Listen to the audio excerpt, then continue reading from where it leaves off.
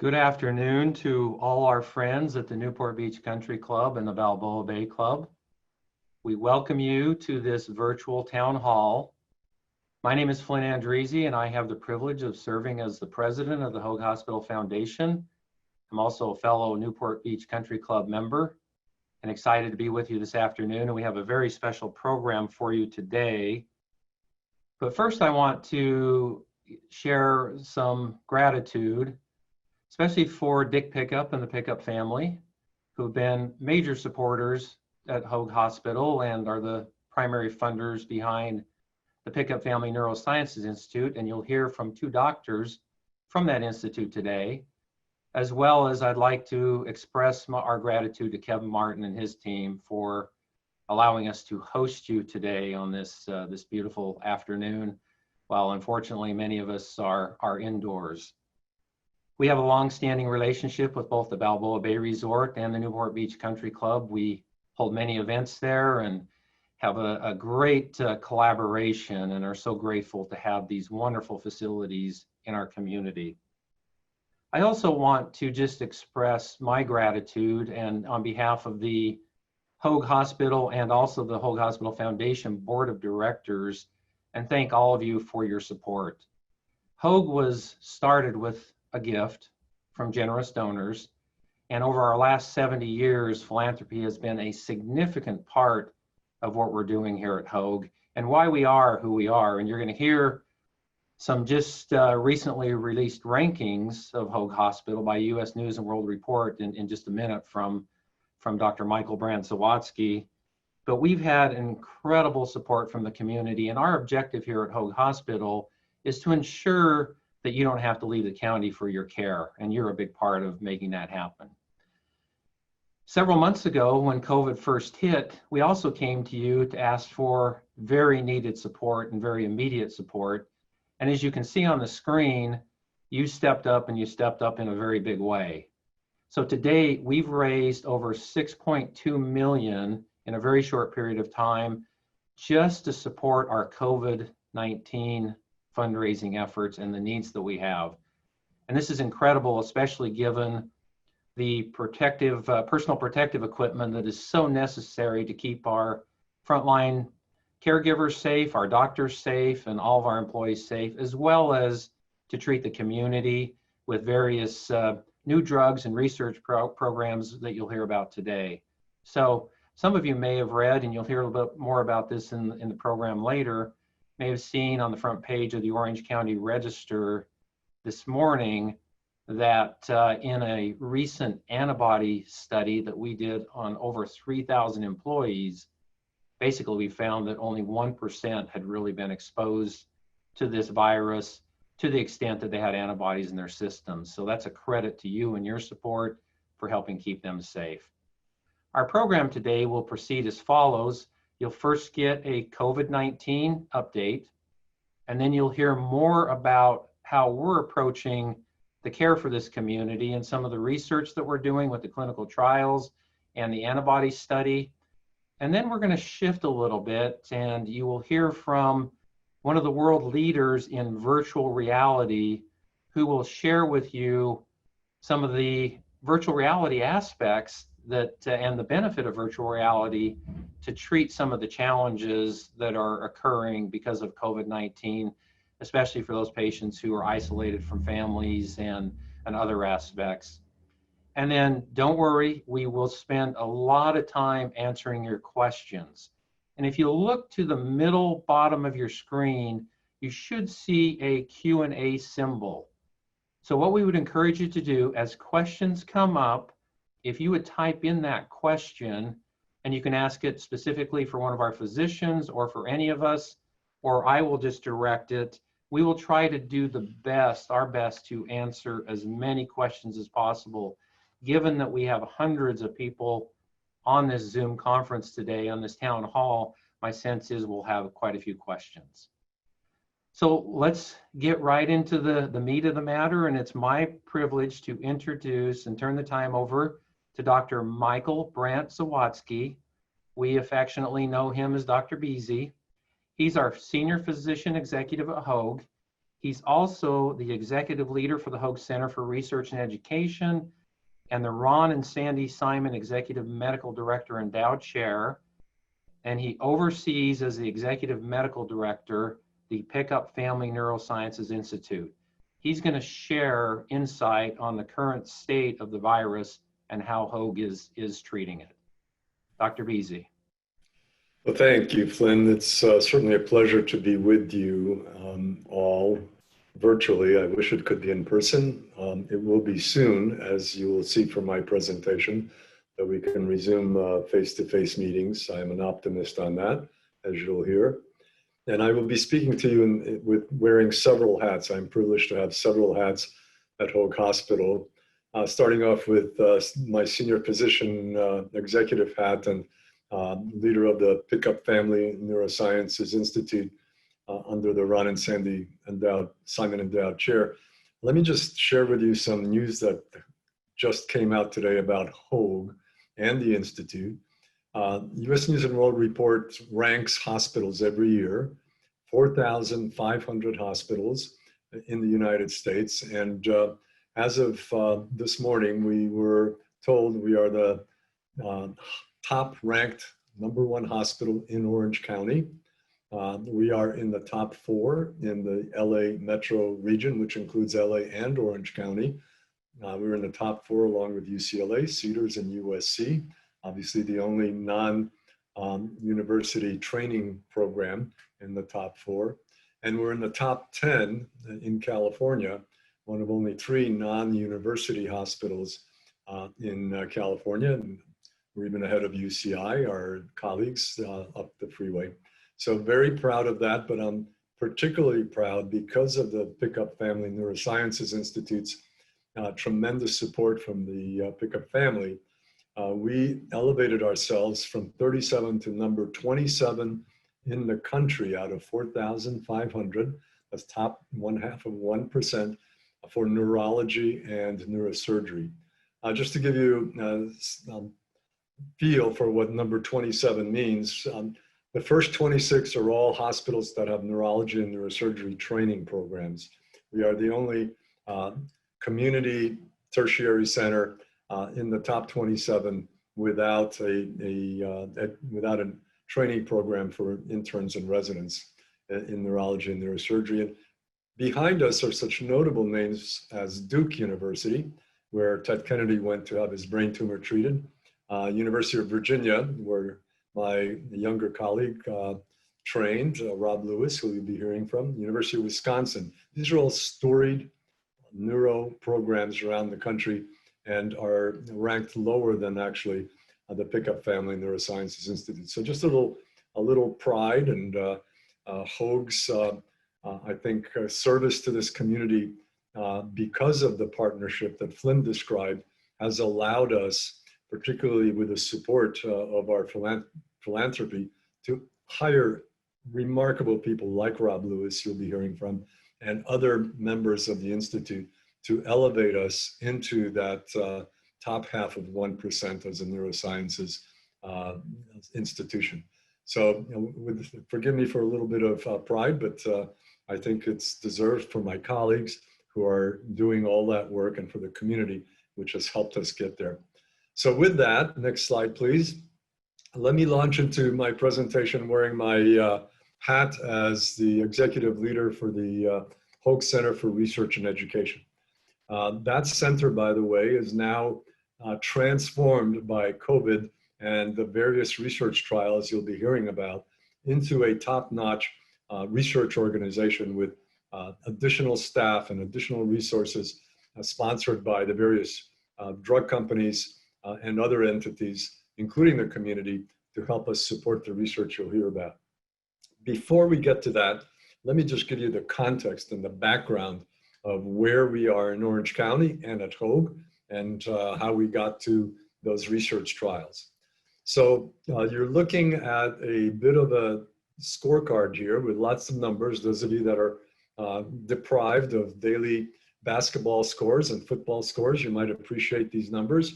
But let me point out probably the most important number on here, and that's we've had as of now, 564 deaths in Orange County throughout the COVID experience. And we saw the very first COVID patient in California at Hoag Hospital Irvine in late January. Since then, by the way, that patient survived, as do 99% of the patients who get infected by COVID, by the way, survive. Nevertheless, it's tragic that 564 folks passed away due to COVID in Orange County throughout this entire time period. Now, just to put that in perspective, if you normalize New York City, New York, for instance, which has, we have 3 million people, they have 20 million people, so about 6 times as many people. If you do that math, you come out with about 7,000 relatively, 1,500, forgive me, about 3 times 564, let's call it 1,600 deaths translated into New York's population. 1,600 had, Orange County had 20 million, we only have 3 million. New York has had well over 24,000 deaths. So something happened in New York that's very, very different. And that something is the airports, the subways, the unknown concentration and infection in New York before they ever went into lockdown. We're talking 21 to 24% of New Yorkers have been infected, as studies show, and Governor Cuomo himself admitted. That means well over 2 million people have been infected in New York to arrive at those numbers. I'll give you another number here. Here's the number of infections, proven infections with tests, the PCR test that you hear about in Orange County. If you multiply that number by 10 to 20 times, which is the number the CDC has said is the ratio of proven infections, the 34,000, to the non-proven but infected individuals based on antibody tests, you come up with a number like 700,000 people in Orange County have been infected. Only 1/10 or 1/20 of whom have been proven. And if you do that math and divide into the 3.1 million residents, you come up with about 25%. 25% of Orange County has already been infected, the vast majority asymptomatic, only 10% needing hospitalization. In fact, this case count in hospitalizations is several days old now. I thought we updated this slide, but as of this morning, I will tell you this number is now 640, down from 700 and some shortly after reopening. So we're going down in terms of the number of new tests. And again, if you looked at the slide today, the yellow line would be down right about here. So the slope of the curve is heading straight down. And what we're looking at are statistics that tell us, in fact, that we've hit the peak. The peak was about here, about 2 weeks ago. And we're well down to the point where we're going to be at baseline, like New York City has gone to, which tells us we're really likely to be at herd immunity in Orange County. Realize that herd immunity doesn't mean people stop getting infected or stop dying, but it means the deflection of the curve has happened, and we're down now, well down the curve to where we're going to start seeing a relatively small number of infections in Orange County, and thus fewer hospitalizations, as we were already trending today and the last week, in fact. So that's the good news. I think we're seeing light at the end of the tunnel in terms of Orange County. And next slide, please. Thank you very much. This is our COVID demographics for Hoag. We've seen a total of 900 patients, and we're seeing more men than women. We all know men are the weaker sex. So of those 900 that we've seen, the 55% were men, 45% were women. Men are predominantly the ones hospitalized. Women get a lesser degree of illness. And also the same thing can be said for hospitalizations. Of the hospitalized folks, the 10% or so, more are men than women. And of the blue pie chart, hospitalized, only a small percentage go into the ICU. And if you look by age, most of them that do go into the ICU are aged individuals, and so also are expired folks. Most of them are in the 60 and over age range. Note almost zero, in fact, zero hospitalizations in kids, just one hospitalization in a person under 19. We're not a pediatric hospital, but I can tell you there have been zero deaths from COVID in California, and only 30 some in the entire United States. Kids don't seem to get this disease because of their innate immunity beyond just simply antibodies. Of the 21 that passed away at Hoag over this entire time, that's a very small number. We see 21 folks pass away at Hoag on a monthly basis, at least, from all sorts of other conditions. A disproportionate number were folks who were transferred to us from Imperial County. You may have read that the state has apportioned a number of the overwhelmed hospitals in our southern border to various hospitals in Orange County, and we took some in. Next slide, please. Here you see the weekly trend for positivity, and I won't belabor this, but you're seeing, again, this needs updating. We're down to 24 patients today at Hoag Hospital from the last couple of weeks. This slide is a little bit old now. Next slide, please. And how's our approach been to do this? Next slide. We started out, as I said, in late January when we saw the first patient in California, and we've had a trained team of experts that allowed us a great degree of clinical preparedness before the very feared flood of COVID patients that actually never really materialized. But that clinical preparation served us well. Most hospitals run on a just-in-time basis. We ran the hospital on a just-in-case basis. Robust testing capabilities were procured. Leading-edge treatments were lined up, including the research ones. Our safety margin was greatly improved by our process improvement and quality teams, and the capacity of our hospital was carefully addressed to make sure we had surge expansion capabilities just in case. We never needed them, but we had all of that prepared, and we're still prepared, and it'll stand us well in any future epidemic that should be worse than COVID. Community partnership, as Flynn said, was crucial to all of this preparedness. The $6 million+ that the community philanthropic support provided allowed us to ramp up people, facilities, and technology for this effort. Next slide, please.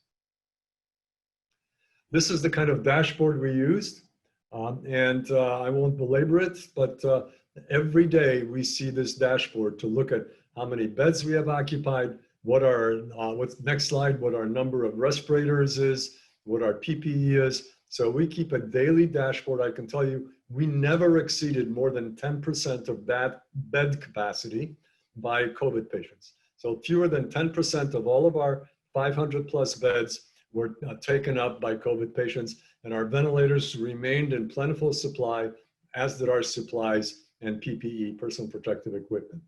Let me finish with a few slides on the trials. As I said, our research team ramped up tremendously. Here's the current and upcoming clinical trials. The pharmaceutical companies love us because we have a very efficient team. We have low overhead to enroll patients. We were lucky to be a part of the original Gilead remdesivir trial that proved that this drug not only shortens hospitalization, but actually lowers mortality. We've since had 2 other trials open for a combination of remdesivir and other drugs that help mediate the inflammatory response.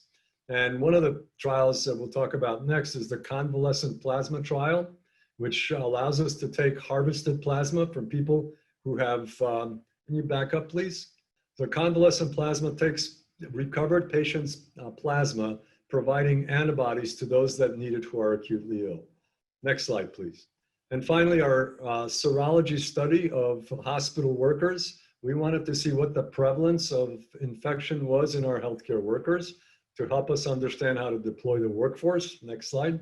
We enrolled over 3,000 Hoag workers, all the way from our environmental team that helps keep our facilities safe and clean, up through nurses and doctors. Next slide. we collected all the data and sampled other aspects of their demographics. We got a total data set of almost 3,000 to report on. Next slide, please. And what we found is that only 1% of our whole hospital workforce had antibodies indicating prior infection versus a 4.5% prevalence in the community.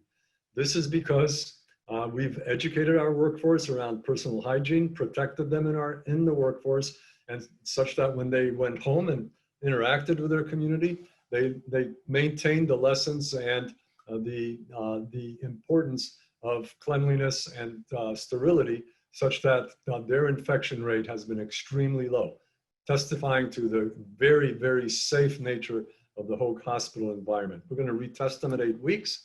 We started that already. And we're also going to compare them to other first responders like police and fire folks. One of the other reasons we think that our workers have had such a low prevalence of infection is this concept of innate immunity. Maybe we can get into in the question and answer period. Next slide, please. This was just reported today. If you want more details on the study, read today's Orange County Register, where they did a story on this particular study. Next slide, please.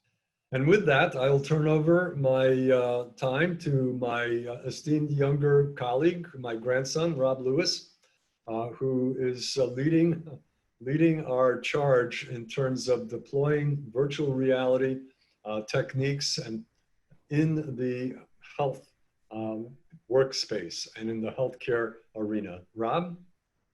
Yeah, and I think, Dr. Beasy, I will just introduce Rob, and as a reminder to everyone, if we could, just a reminder, use that Q&A feature so we can, as we get to the latter part of the presentation, we can answer all your questions. But I want to introduce Dr. Rob Lewis, Director of Skull-Base and Pituitary Tumor Program at Hoag. And he's also the Empower 360 Endowed Chair in Skull-Base and Minimally Invasive Neurosurgery for the Pickup Family Neurosciences Institute. And as I mentioned at the forefront of this, he will share Hoag's creative use of virtual reality during this COVID-19 pandemic that we find ourselves in. Thanks so much, Flynn, and thank you for the opportunity to be here today. Much like many other times of crisis, one of the good things that can come out of the situations like war and pandemics is amazing teamwork and ingenuity. And what we have seen in the last 3 months as in terms of our community coming together, some of which Beasy has talked about and some of which I'll be talking about, combining teamwork, generosity, and technological innovation is really making a difference for our community. Next slide, please. So just as a bit of an introduction, those of you that may not know, there's two kind of mediated reality technologies. Virtual reality is a computer simulated version of the world, whether that world is flight simulation or brain surgery, it is completely computer simulated. Augmented reality is taking those same simulations and then rendering them back on top of the live world. We'll be using these terms throughout, so just as a bit of an introduction. Next. So Hoag has worked out over the last 5 years a strategy focused on deploying virtual reality and augmented reality technologies throughout the patient care continuum. At the center of this strategy is the idea that the patient experience will be improved by all of these. Moving in concentric circles, we are developing strategies that, we are developing technologies that are not yet ready for market. We are studying them and then we are deploying them throughout our community. Next slide. These are just an example of some of the programs we are using virtual reality and augmented reality in at Hoag, including one of the ones we're going to be talking about today, pain management. Next slide, please.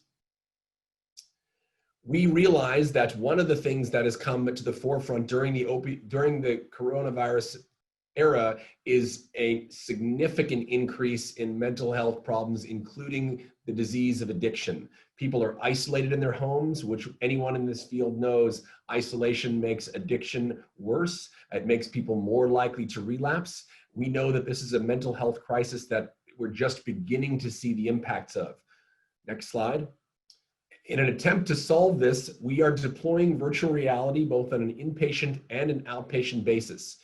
Long have opioids been overused as a method for treating pain. In fact, now we're losing 50,000 Americans a year to opioid consumption and overdose.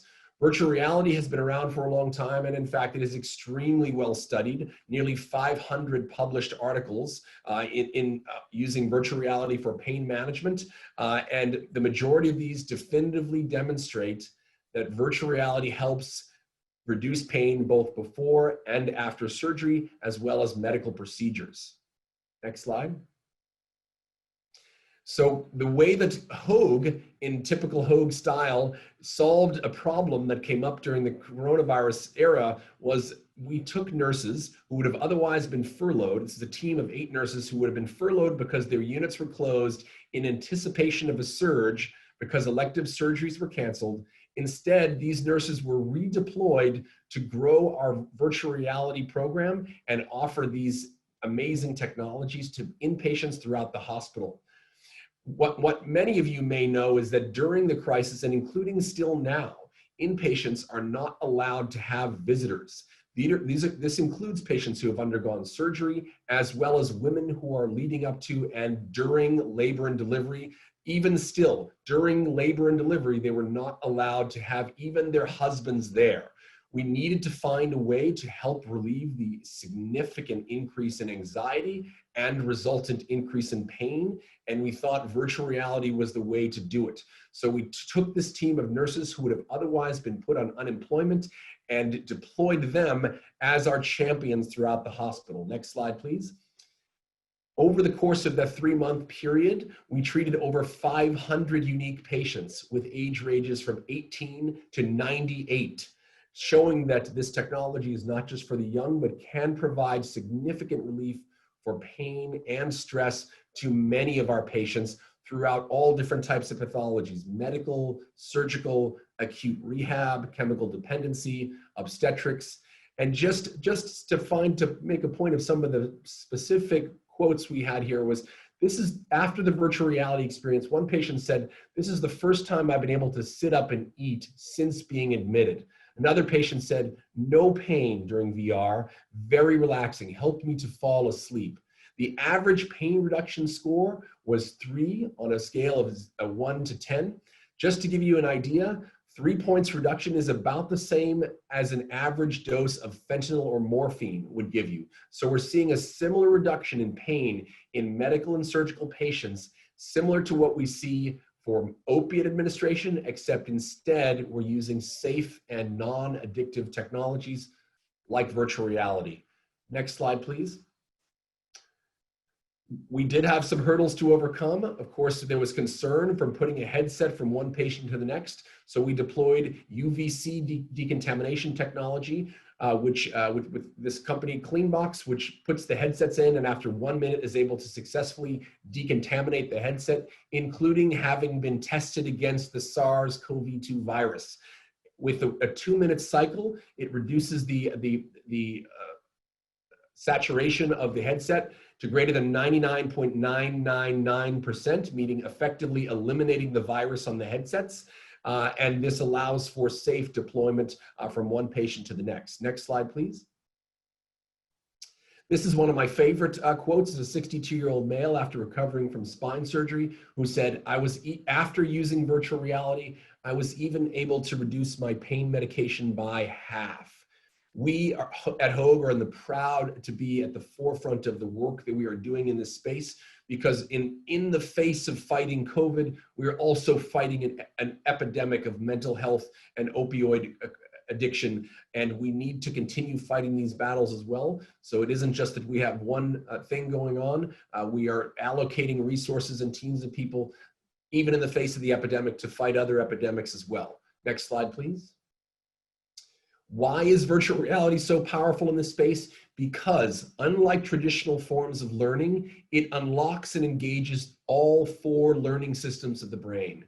Traditional forms of learning, such as 2-dimensional and pen and paper and books, only engage the cognitive learning system, which results in a bottleneck and slower learning.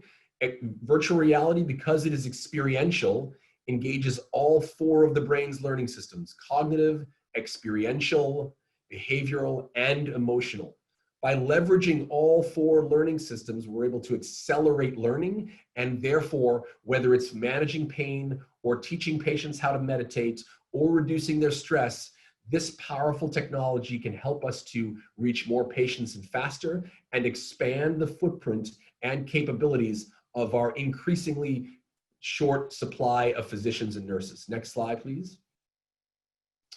We've proven this again and again, whether it's from pain management or from patient engagement. It's easier to understand when comparing the image on the left, which I describe as kind of like a Rorschach test, versus the three-dimensional images we see on the right, which are now becoming commonplace throughout many of the specialties at Hoag. And in fact, now these three-dimensional images can be rendered remotely to allow for remote patient consultation in your homes, so that the risk of coming out in public, although it is decreasing, we are now able to get to people and have consultations with physicians, even though they're not able to sometimes come and reach us at the office. Next slide, please. At the center of all of this, just where we started, is the fact that we take immense pride at Hoag in our patient experience, whether it's virtual reality for pain management or whether it's flying through your brain surgery in advance. All of these technologies enhance the patient experience.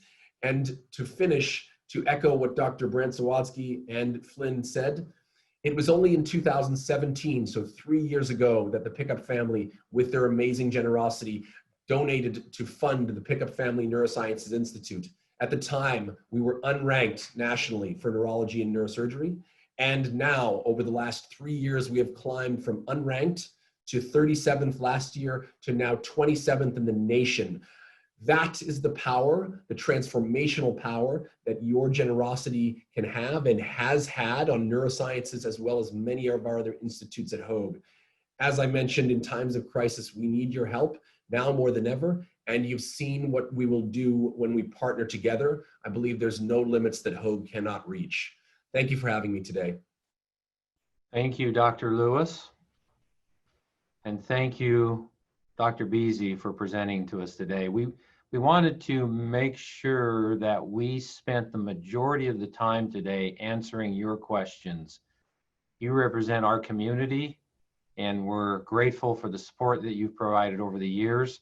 Before we move into the Q&A, I wanted to just do a little marketing and advertising. So we are still right in the middle of the plasma donation period, where we, as you know, and Dr. Beasy talked briefly about this, where we utilize that plasma of positive COVID patients who have recovered, and we inject that into some of the sickest, most ill COVID-19 patients. So if in fact you fit into that category where you've had the virus, you tested positive, regardless of how severe your symptoms were, we would encourage you to consider donating that plasma. And in a number of cases, it could save someone else's life. So I just have on the screen, if you are interested in doing this, please visit hoag.org/COVID, and we can give you some information. Okay. We have a number of different questions that I'm going to ask to our two physicians, and I'll share information too as I have answers. But it seems that the majority of our audience listening today are interested in two very specific things, and they're all related, and that is this notion of us getting back to normalcy. And when could that happen? So one area that I don't think we had time to talk about, Dr. Beasy, first of all, was some of the vaccine trials and vaccine work that's going on. And so can you just give us some insight as to where we are with a vaccination, and what's realistic with having something that could treat a significant number of the people in this country? So treat and vaccination are not the same thing. Vaccination is prophylactic. Yeah. So we're treating people already with advanced treatments that we have in our command, including remdesivir, what we've learned about treating patients on respirators we've lowered the mortality rate for this disease significantly, such that despite the accrued numbers, which sound horrific and are horrific, 140,000 some deaths, if you take it down to the individual risk of dying from COVID today, it's well under 0.5%, meaning that 99.5% of the people who get infected will survive. 80% won't even know they had the disease, or will have such mild symptoms they don't need medical attention. So I just want to reassure people on an individual basis that fearing, for instance, to come to an extremely safe hospital is not rational. You're safer in our hospital than you are in the community, as our serology tests show. Now, the vaccine trials mean to prevent you from catching the disease by providing you with antibodies. Convalescent plasma can do that today after the fact. We only use it on people who are already sick to give them the antibodies. The vaccine will provide those antibodies to those that haven't gotten infected, either asymptomatically or symptomatically. Vaccines aren't the be all and end all. The flu vaccine only works 50% of the time. In bad years like 2018, 20% of the time, which is why more than 80,000 people died from the 2018 flu in the United States. We don't know how many, because in actuality, flu deaths over 65, for instance, were not reportable in California. So California, the state of California, did not even report flu deaths to the CDC in patients over 65, where half of the deaths occur. That said, vaccines are not the be all and end all. Nevertheless, because of everything that we've heard about, the media campaign, the politicians, et cetera, everyone is focused on vaccines and antibodies. So that expectation, just from a societal fear virus perspective, we expect that things will be back to normal when the vaccine comes. The reality is that we're already seeing a significant downturn. New York's already reached herd immunity levels.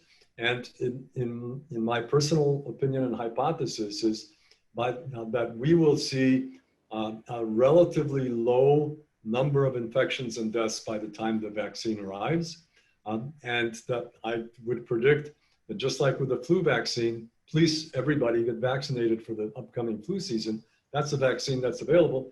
I will bet that there will be 20, 30, maybe 40% of the people who will be too afraid to take that first vaccine.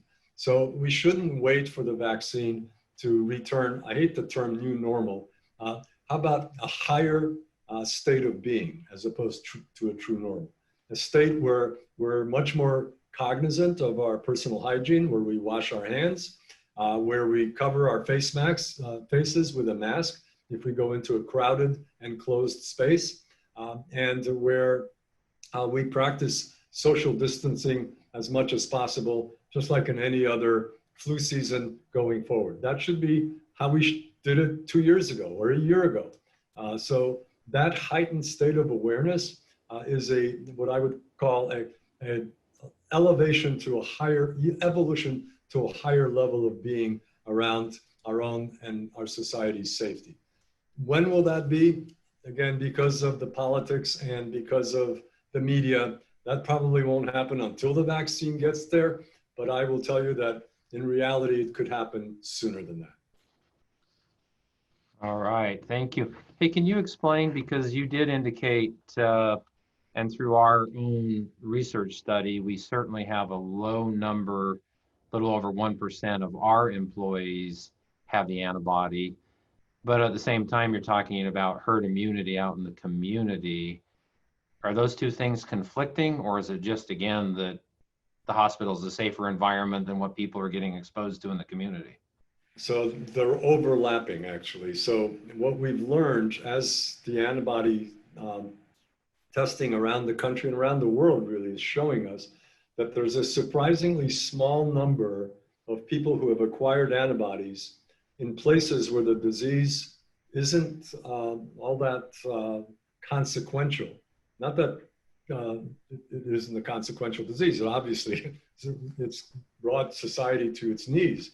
But in terms of the actual science, of this disease and individual risk of mortality, et cetera, the reaction to it has been driven substantially by lack of information. And now that we're getting the information, we're seeing that there are other types of immunity that are conferred on us besides antibodies, particularly for this COVID virus. Unlike the flu, which mutates seasonally, we haven't seen much mutation of the COVID-19 virus. And we've now seen innate immunity in the form of T cells, as opposed to the B cells that provide antibodies. The T cells are memory cells that remember prior infections and can fight off antigens, including viruses, as well as cancer for that matter. These T cells are in us to varying degrees, more in younger people than older people, and depend in their reaction to previous exposures, for instance, to the more common seasonal cold viruses, which are coronavirus families. It's interesting to see studies that show that in families where a single individual suffered from a COVID infection and sickness, 4 other members living with that person, closely sheltering at home, did not get infected.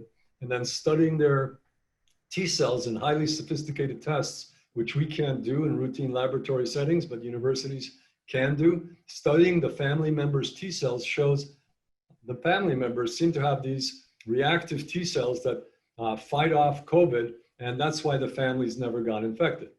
It also explains, for instance, why the cruise ship passengers on the Diamond Princess sat for 2 months off of the coast of Japan. All the people there were sequestered on the ship because Japan didn't want them, so they kind of waited out the infection. Everybody got tested, 3,700 people. Only 700 were infected. Less than 20% were actually proven infected by the virus. Why did the other 80% not get infected? Doesn't make sense if antibodies are the only defense. So innate immunity is playing a much more significant role. And as we're learning about that, we've scaled down the percentage of infections necessary to reach herd immunity from the purely vaccination antibody model, which says you need to have 60 to 70% of the people vaccinated, down to maybe the 25 to 30% level of infections in the region or the community to achieve herd immunity. New York And is that different than the flu then? I'm sorry? Is that different than the regular influenza? It is, because influenza changes all the time. So And we every haven't season, seen this mutate yet. every season we have a different flu strain. And so it doesn't work the same way. So if we start to see COVID mutate, then that would be a whole different ballgame. That would be a different ballgame. Right now, everyone's hopeful that just like MERS and SARS, the previous COVID, very scary lethal viruses, more lethal than this virus, by the way, they were contained early. So a lot of the discussion is irrelevant to them because they were contained and kept isolated, and they died out in that isolated bubble very quickly, much like Ebola did. But this one spread wildly before we ever thought about containing it, except for remote places like New Zealand and Iceland. Yeah. I'm going to pivot real quickly because we do have a couple of VR related questions. So Dr. Lewis, if you could briefly explain where the VR technology came from. It's not Hoag's technology, so to speak. You've advanced it. And then what VR apps do you recommend individuals use in this difficult time, especially those who feel like, they have some anxiety due to what they're dealing with? And also even, is there a component of use for children? Okay, yes. So virtual reality initially started with NASA in finding ways to simulate things that they would do in space, back in the 1980s. In healthcare, it's been, slower to adopt than in most fields. In fact, up until the last few years, it was mostly thought of as a gaming technology. But it's well known in other fields of science, such as flight simulation and the military. But now with increasing sophistication and decreasing cost of the headsets, there are increasing consumer and healthcare applications. One of the simplest applications that we use it for is to teach people how to meditate. We know the beneficial effect of meditation on both mind and body. Just 10 minutes a day of meditation has equivalent benefits on cognitive performance as exercise does on physical and mental performance, just in 10 minutes a day.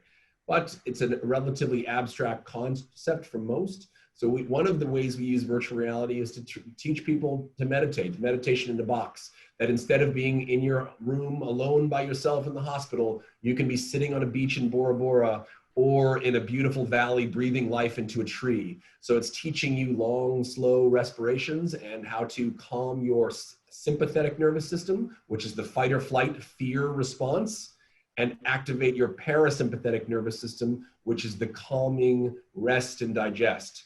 There are free applications if you have a virtual reality headset at home. One of them is called virtual reality guided meditation. So if you have a VR headset at home, there are free applications available. And of course, those are consumer grade. And then of course, there are medical applications. In fact, Hoag did not develop the hardware, but is developing much of the new healthcare software applications for virtual reality.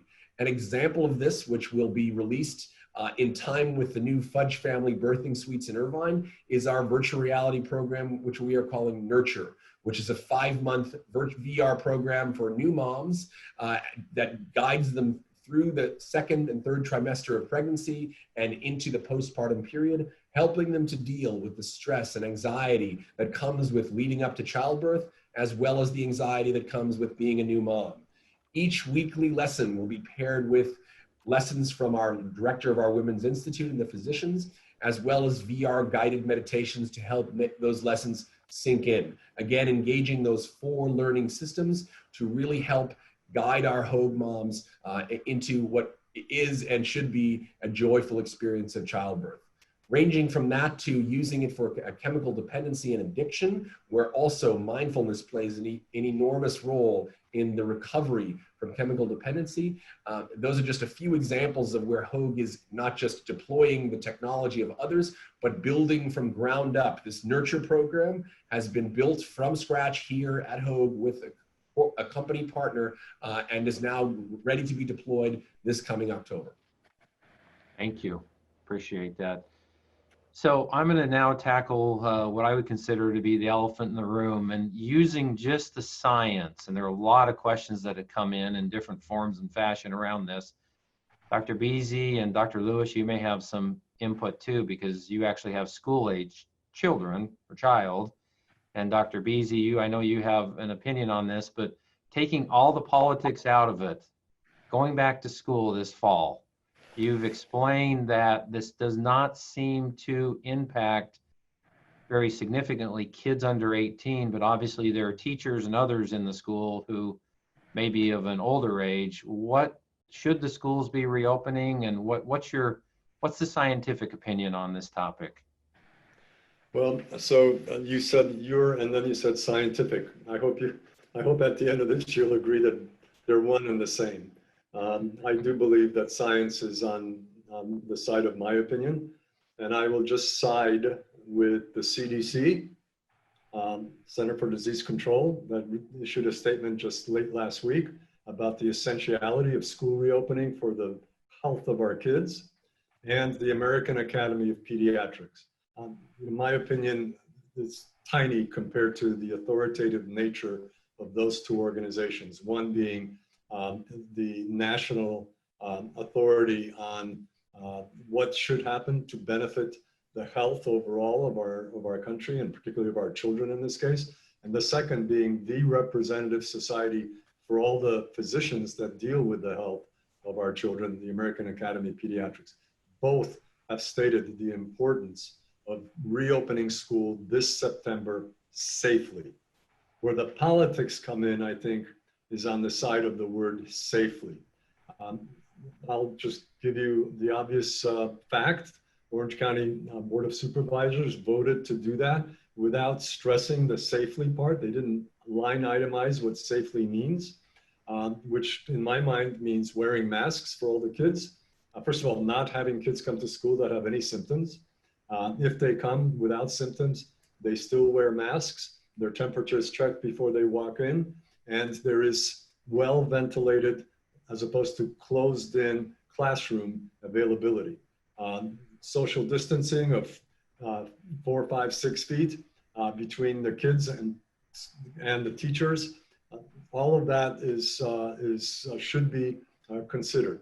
So, I don't know when somehow, and this is the political part, so forgive me, but when marijuana dispensaries are considered an essential business and don't get forced to shut down, but schools aren't considered essential business and are forced to shut down, something gets disconnected in my mind. So that's my political statement, never mind the politics, but when did school stop being an essential business? We have now seen studies that show that distance learning does not work, that 20% of the kids do not have access to the tools for distance learning, and they're suffering, and typically lower socioeconomic levels of kids are affected by that. We have now seen studies that the mental health issues in children have skyrocketed. We ourselves experienced that in our after-school program for resiliency for high school kids. It is swamped. Our emergency rooms are seeing the effects of no school availability with increased levels of suicidality in kids and parents.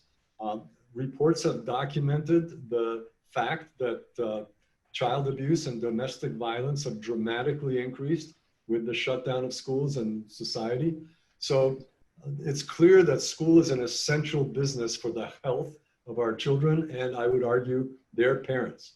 On the side, if you believe in masking, as I do, being very important to protect the health of our community, then you should also believe that school reopening is essential for the health benefits of our community. And bottom line is, parents who don't want to send their kids to school have that option. And teachers that don't want to teach have that option. But the flip side is, if schools are forced closed, the parents that do want to send their kids to school and teachers that are willing to teach don't have that option. So to me, it's illogical that our schools are closed given the weight of the scientific evidence of the harms of school closure greatly exceeding the benefits of school reopening. The teacher workforce is a consideration. They have to be protected, but realize, again, teachers are a relatively young profession. Very few teachers, less than 10%, are over the age of 60. And again, the younger kids, studies around the world have shown that kids under the age of 14 tend not to spread the disease as much as kids over that age group. It is likelier that kids get the disease from their parents at home or from their teachers than the other way around. Several studies have documented that. The CDC has referenced those studies in their statement, as has the American Academy of Pediatrics. Thank you. And just to add, since Beezy has solved the question of science, in my mind, answering this question from a personal standpoint, there's only one role that I take more seriously than that of mine as a physician, and it's that of mine as a father. I myself have a 7-year-old daughter, and I believe without a doubt that she should be back in school this fall, because the benefits of being in school and learning with other children far outweigh the small risk of community continued spread of coronavirus among our children. Thank you. Thank you, both of you. Just a couple of quick questions. Please, no hate mail. I just want to say, if you want your kids to stay home, they can stay home. Your kid, you have that option. Remember, you have that option. And please, just like you have the option of not vaccinating your kids, you have that option. But if other people don't vaccinate for measles and your kid spreads measles, so you need to think about the collective well-being of our kids and other people. So please, the UNICEF and the UN, World Health Organization, have released pleas to parents. Please get your kids vaccinated. 80% of the needed vaccines for our kids have gone delayed because parents are afraid to bring their kids to their doctors for routine vaccinations, measles, rubella, et cetera. So again, you shouldn't force people that want to have access to the appropriate care against their will. If you don't want to take advantage of that, that's your business. I would argue that not taking advantage of measles and rubella vaccines is on the wrong side of science, but you have that option. please give people the option of sending their kids back to school. So And along if we- those lines, oh, did you want to say something, Dr. Lewis? I wanted to say, and if we don't, my concern as a physician, neuroscientist, and neurosurgeon is that the mental health impact on our children will be lifelong. You know, I'll just say one last thing. I live on Lido. Those of you that know Lido, there's a bridge that goes on. And every night I come home about 6 o'clock when the lifeguard goes home. And there are 25, 30 kids aged 12 to 13, 14, jumping off that bridge into the bay. They're all hugging, they're all yelling. I can't conceive that that is safer than being at school in terms of spreading the disease. I mean, it just stuns me that parents are willing to let their kids go play with the other kids and do all those things. And yet school has become such a hot potato. And it's just illogical to me. Let me just, we just have a few more minutes left. Let me just play off of something that you said, and certainly some of our participants today are interested in this, and that's the overall safety of the hospital. We certainly have a very safe environment. The antibody testing showed that we're very well protected. I share with people all the time that the risk is probably significantly higher in the grocery store than it is in Hoag Hospital. Women who are going through pregnancy at this time, or even if there's some family planning going on, any reason to delay that? Any reason to, should people be frightened? And I think I know the answer to, but let's share that with the rest of the. Absolutely not. Germs, including viruses and bacteria and fungi, are not a new problem to us in medicine. We've been well aware of them for quite some time. It's just that now the rest of the population, politically motivated or not, is also aware of them. We know how to prevent the spread of communicable diseases within hospitals. It's been something we've done for more than a century now. And you are safe if you come to our hospital. We pride ourselves on not only meeting but exceeding the standards of sanitation necessary to perform surgery.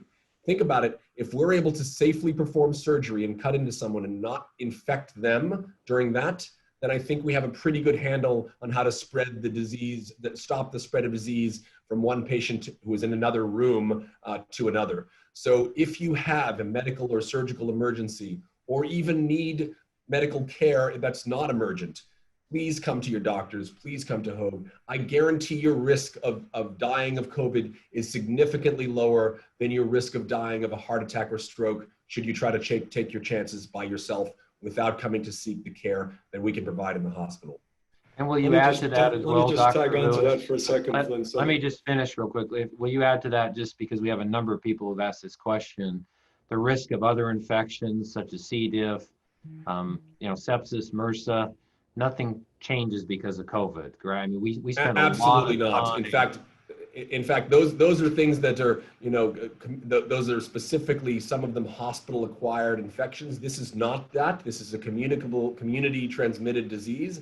However, the same policies of containing those infections that we've learned from containing bacteria and other viruses, we've been putting in place in the hospital since before this.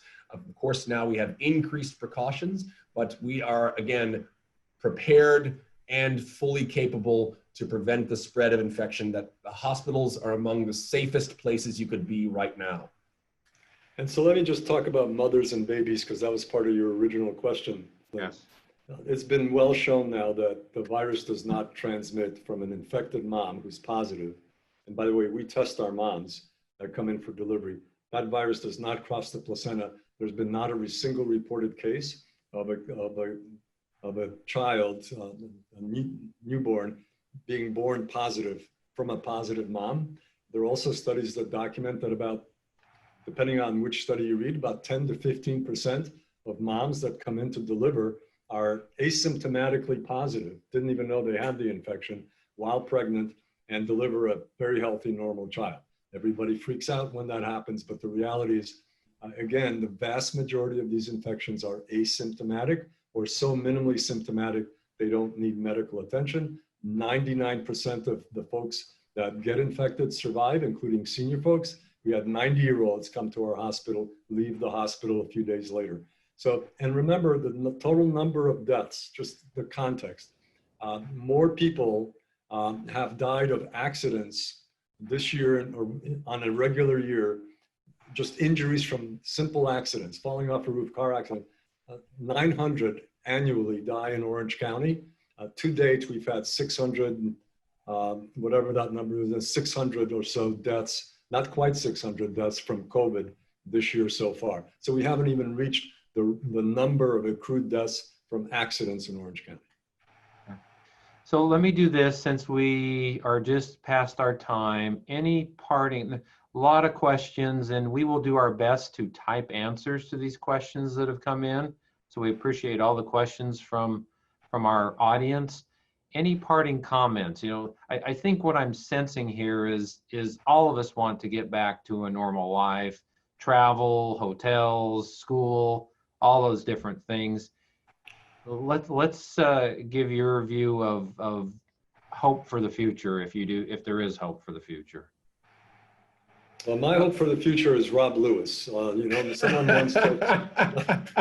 once told me, always hire smarter and better looking people than you are. And so Rob was a recruit of mine, and so, but in terms of the hope for the future, this will be a bad memory a year from now. Just like we don't remember that 2 years ago, California was overwhelmed. Our hospital was more overwhelmed by the flu than we have been by COVID. People forget that. Do yourselves a favor, that those of you that don't believe me, Google LA Times 2018 flu overwhelms hospitals. Just Google those words, LA Times 2018 flu overwhelms hospitals. And you'll find an article that sounds amazingly like the articles you've been reading for the last week or two or three. We will not get back to normal, or to a, like I prefer saying, to a higher state of being until the media realizes that they've overplayed their hand on this. Not that this isn't a horrible pandemic, so is the flu. 100,000 died in the Hong Kong flu of 1968. Both are very, very, very bad diseases. But the level of fear and overreaction, we've scared people to death. To Rod's point, the heart attacks that we routinely see in the ER and the strokes and the ruptured appendices dried up in April and May. Not that the virus cured them, as people suffered from those at home.